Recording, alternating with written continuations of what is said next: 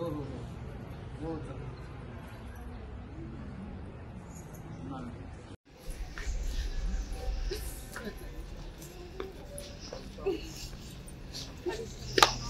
सगळ्यांनी बरं का म्हणजे सगळ्यांनी 2 मिनिटं ऐकून घ्या. स्वतः कुमार आपल्याचे 2 शब्द बोलतात.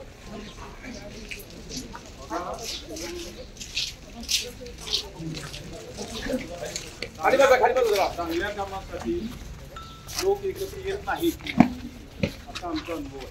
परंतु आता तुमच्या गावामध्ये अजून गाव पण शिल्लक आहे म्हणून तुम्ही ह्या चांगल्या कामासाठी एकत्र आलेले आहात की त्या ज्याने कोणी केलेलं आहे एका निष्पाप पोराला त्यांनी कारण नसताना संपवलेलं आहे आणि नात्यातलाच आहे. हे सगळ्यात वाईट गोष्ट आहे. तुम्ही बघत असाल वाचत असाल गुन्हेगारांची मारामारी होते सगळं होते ठीक आहे पण ह्या पोराचा काही दोष नसताना यानं मारलेला आहे. तर आता मी हे सगळे तुमची मंडळी सगळे माझ्याकडे आले होते की त्यांना सांगितलेलं आहे आम्ही काय प्रयत्न करतो आणि काय करणार आहे. तर आता आम्ही सगळे तपास यंत्रणा इथे अडकून पडतोय धायरीमध्ये इथे अडकून पडतो. आजचा कार्यक्रम अंत्यविधीचा तुम्ही या ठिकाणी करून घेण्याबद्दल आता आम्ही बोललेलो आहे. ह्या लोकांना जास्तीत जास्त कायद्याप्रमाणे शिक्षा व्हावी त्या सगळ्यांना सांगितलेलं आहे.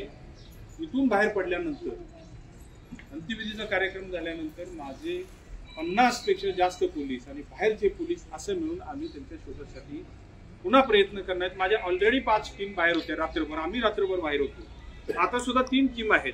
तुम्ही जर माझे कान नाक डोळे जर बनले हात बनले तर तुम्ही कुठं जर तुम्हाला काही इन्फॉर्मेशन असेल तर आमच्या सगळ्या डीपीचे लोकांचे सगळ्यांचे नंबर आहेत गोपनीयचे नंबर आहेत आम्हाला कळवा.